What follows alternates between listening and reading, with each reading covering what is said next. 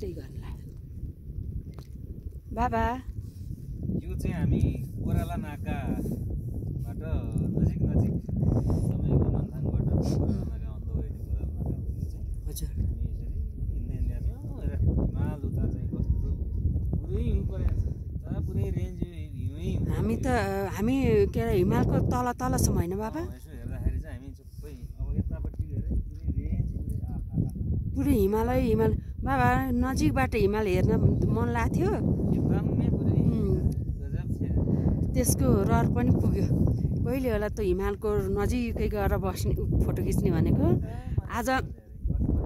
2 दिनको weather bad वेदरले आज गुड वेदर भएको भएर यस्तो राम्रो वेदरमा पर्यो अब यहाँको नेचर हावा त अब बहनी नै भयो होइन जता हेरेर